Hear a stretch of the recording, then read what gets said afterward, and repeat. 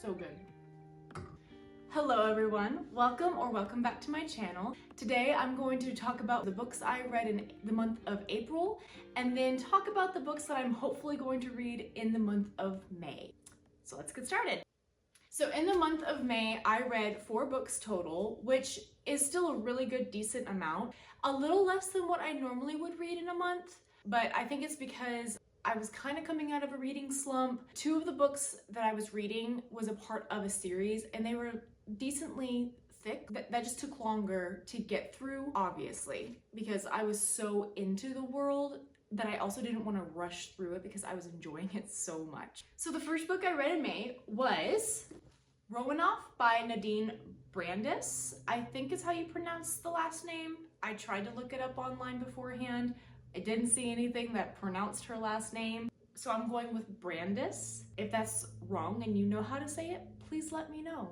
This is a historical fiction retelling of the Romanov family in Russia. So if you've ever watched the animated movie Anastasia, you'll get the gist of what the Romanov family's story is and how tragic it actually was. Even though the movie is also fiction, Anastasia unfortunately didn't actually survive in real life. This is similar to that. It's just a retelling of Anastasia and her family and what happened to them. I will say this is much more realistic to the actual story of the Romanov family, which is so tragic and heart-wrenching and made me cry. Overall, I really enjoyed it. I would have liked more description on certain scenes, whether it be actions between the soldiers and the Romanov family, or injuries that the Romanov family obtained, or just really anything. Just more description would have been great. In this book, there's also a more deep meaning of forgiveness, and I loved that little tidbit that was thrown in there about forgiveness and moving through grievances or things that have been done wrong to you. I absolutely loved that with this book. It was such a beautiful ending and fiction, so some people still survive, unlike the actual true story, but overall I gave this a 3.5 stars, which is a great rating. I just would have loved more description, and sometimes it lagged just a little bit. Certain scenes lasted a little bit, and not in like the descriptive way that I was hoping for, more so just like, oh, these are a lot of facts or a lot of things thrown in that you're like, was that really actually needed in the story? But overall, 3.5 star rating, and would recommend it. It was really good. And I love Anastasia. She's my favorite princess, and I was excited to read this. The next 2 books I read, I'm going to join together in this because they are from the same series, and that is going to be A Torch Against the Night and A Reaper at the Gates by Sabaa Tahir. These 2 are book 2 and 3 of 4 in her An Ember in the Ashes series. Y'all, this series is so good. My virtual book club on Fable that I'm a part of, we read An Ember in the Ashes together, and I just fell in love with it, and I just kept reading them because obviously I fell in love. I have rated both of these and the first one all 5 stars. I do not give 5 stars freely. I really have to get a 5-star feeling and truly love the book and what happens in the plot twists and everything that happens, the characters, the development of all of them and their relationships. Like, I have to really love a book, and it has to kind of keep me up at night a little bit for me to give it 5 stars. So the fact that I've given the first 3 books of this series all 5 stars really, I think, says something. Sabaa Tahir has instantly become a auto-buy author for me. This series is YA, but I would say it's an upper YA just because the war and the violence that goes on in these books is very serious, but it's so well written. And a bonus for me is there's no spice. I'm not a spice reader. I don't really enjoy reading that in a book. It typically takes me out of it. So I love it when there's a really good book written and it has no spice, but it has still the subplot of romance that has yearning and trials that actually feel real. The things that go on in this book, in this series, is so good. So this series is about a girl named Leia who is spying for the rebels against the Empire that is full of soldiers called the Masks. And the thing with the Masks is they go in training, I believe when they're like 6 years old, to become assassins. And so Leia, who is a scholar, is hated, and they are killed, they're murdered, her kind is hunted. Now Elias is the son of the commandant, however you want to say it, I go back and forth, who is like the head of the institute, like the training, and she's terrifying. And she also hates her son. So Elias does not have a good relationship with his mom. And when him and Leia meet, Leia is the servant to his mom.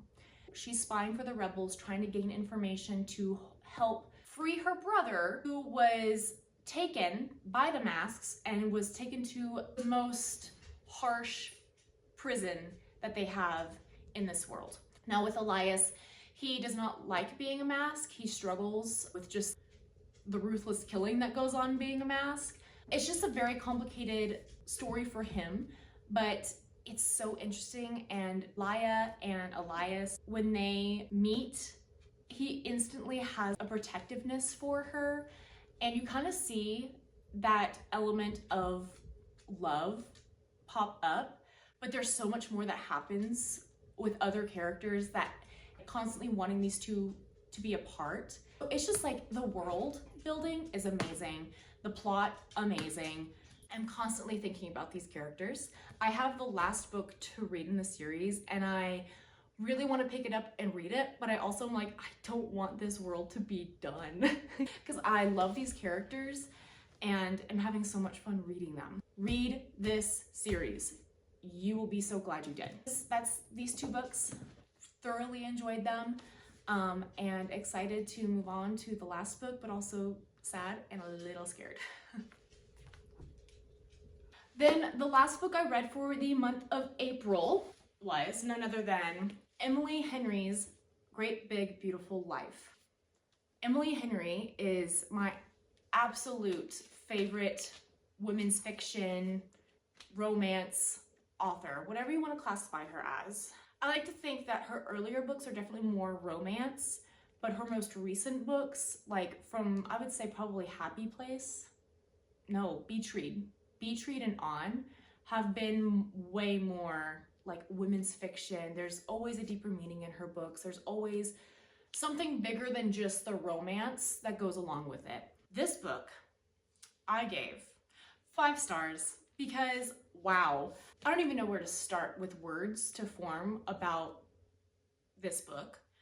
Well, is it my favorite Emily Henry book? I probably wouldn't put it above Happy Place. Happy Place is my favorite, but it might. I don't know. It could. I love the characters in this. People keep saying that this isn't a romance, and I completely disagree. This is a romance. Like, there is romance in here. The romance, while yes, it's not like what a normal romance by any other romance author is going to be putting out, there's always just more to an Emily Henry book than two people meet, fall in love, have conflict, break up, get back together, the end. There's always more. The way she writes is so beautiful, and I feel like I haven't found another author that writes a romance women's fiction book the way that Emily Henry does. And that's why she stands out for me, and that's why she's an auto-buy author. I'll read this woman's grocery list. I will read a piece of, like, a napkin she writes on for ideas. Like, anything that this woman writes, I will gladly read. I appreciate the struggles that she puts in her books with her characters. It just feels so real. It doesn't feel like, oh yeah, I'm reading a book. Yeah, I'm reading a book, but it feels like something that I've gone through or friends have gone through, family members. It feels like real life things that we see every single day, and that's why I always feel so connected to her characters. I feel like I could hug them and understand them more, and I just love it when an author can do that. So if you don't know what A Great Big Beautiful Life is, it is about 2 writers, Hayden and Alice, interviewing a older woman, Margaret, for her life story. So Margaret comes from a very rich family, this crazy Hollywood life. She went missing, just disappeared, and no one could track her down until Alice Scott came around. So Alice tracked Margaret down, and when she went to go meet with Margaret to throw her pitch of, hey, I would love to write your story, she then was met with Hayden, who is the other writer who's also wanting to write Margaret's story. Margaret then pitches to them and says, we're gonna have a bit of a competition. And she basically, one, they sign NDAs, so they can't talk to each other or anyone about what they learn. And they have a month to write their pitch and show it to Margaret. And at the end of the month, she will choose which one she wants to write her story. Now, there's so much more to this book than just that, but that's just like a little glimpse. It gives a little bit, a lot of people have been saying this, Evelyn Hugo vibes, and I definitely see where they mean by that, but it's different. The romance in here, Emily Henry describes this love with the small, intimate, everyday moments that kind of just make your heart flutter. The butterflies in your stomach really just start flying around. The brush of wrists and the electricity that shoots up your arm when you're around the person that you love. And I also really loved how Hayden and Alice, they're tall. I know that that's like super minor, but I'm 5'9". If I remember correctly, Alice Scott is also 5'9". Hayden is like 6'3", 6'4". My husband and I are literally 5'9", 6'3", and the interactions with having a tall woman and a tall man sitting in a booth together and their knees hitting, that small little detail, I was like, oh, yes, because that's real life. Like, that happens to my husband and I all the time. I actually remember when my husband and I first started dating, moments like that happening of being like, oh, I'm a taller woman. And for me, being a taller woman has always been a bit of an insecurity. So reading a book about another tall woman falling in love with a tall man just felt really nice. And I just love the romance in here. People will read this, and I've seen a lot of people say it's insta love. And while I get what they mean, I disagree. I don't like insta love necessarily, but this felt real. It felt developed. It felt, I don't know, it just felt real. And maybe that's because when I met my husband, before we were even dating, I literally knew I was gonna marry him. And so maybe that's part of why I didn't necessarily feel like this was the cringy insta love, but I love how Emily Henry portrayed this love story, and learning about Margaret's life was so fun. I love this book, and it was a solid 5 stars. Hi. So now talking about my May hopefuls. We are in the middle of May, so I have already read a few of my May hopefuls. So you'll see that in my May wrap up later this month / beginning of June. The first book that I'm going to be talking about shouldn't really come as a surprise is Sunrise on the Reaping by Suzanne Collins. This is a prequel to the Hunger Games trilogy alongside with, it comes after A Ballad of Songbirds and Snakes.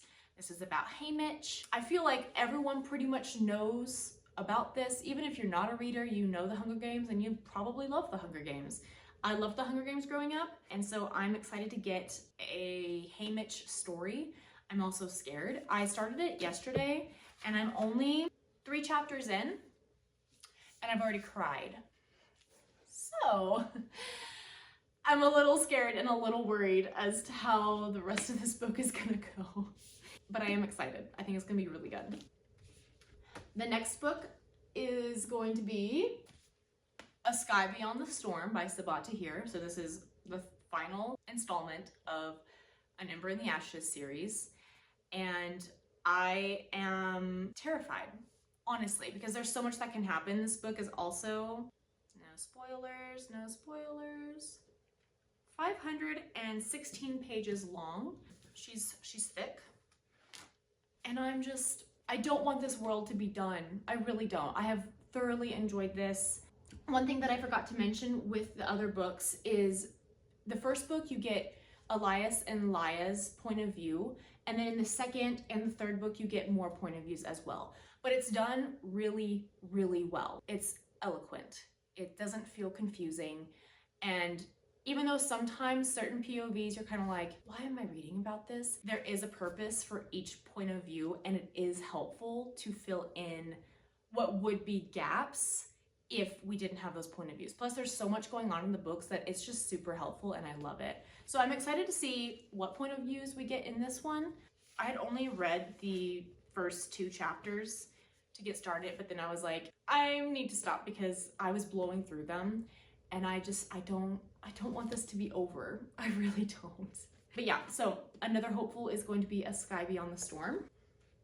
Then I have the final installment in the Powerless trilogy, Fearless by Lauren Roberts. I loved Powerless. Absolutely loved Powerless, ate it up. I also enjoyed Reckless.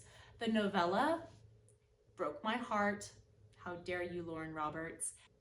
So I'm scared to read this one. I am surprised I haven't read it yet. I literally went on release day to purchase it. Then I saw how thick it was and got even more scared. And it is, don't spoil anything, 593 pages. I have a lot of fantasy that I'm in slash dystopian that I am wanting to read this month. But I mean, it is my favorite genre, so. But this is the final main book. There's another novella coming out at some point, but this is the final book in this trilogy. And I have no idea what's gonna happen. I really don't. I have no thoughts, except for I'm scared, I'm excited, and more scared. I have loved this world. I'm also scared to read it because I've heard mixed reviews and I've tried to stay away from hearing reviews. I've just heard mixed things, and so that makes me nervous to read it. But I'm trying not to read anything, hear anything on YouTube or Instagram, and just go in to enjoy it because that's what reading is all about. And then the final hopeful for this month is actually a new release that I don't have yet. It's going to be The Night and the Moth by Rachel Gillig. Rachel Gillig, like I mentioned in my introduction video, is one of my favorite authors and is an auto-buy author for me. She typically has like gothic fantasy vibes, and I love what she comes up with. Her Shepherd King duology, One Dark Window and Two Twisted Crowns, absolutely mind-blowing. That was a 6-star series duology for me, and I recommend it to everybody because it was so beautiful. The magic system was so creative. The romance was more subplot, but the yearning that happened was beautiful. So I'm very excited to see what The Night and the Moth. I don't know anything about it. I haven't read any blurbs because I don't want to. I kind of want to go into it blind because that's what I did with One Dark Window, the Shepherd King duology. I went in blind. And I love her writing. It's beautiful, it's magical, mystical, fantastical. I just love it. So these are all the books that I read in the month of April. These are my May hopefuls, along with The Night and the Moth, right there, somewhere, which I'm very excited. It comes out next week. Thank you so much for watching this video. I would greatly appreciate it if you gave this a thumbs up, shared it with your bookish friends and family members, and comment down below what your favorite read from April was and what is one of the books that you are excited to read in the month of May. I would love to know and discuss with you. If you've read any of these books, let me know your thoughts down below as well, and I will see you in the next one. Bye!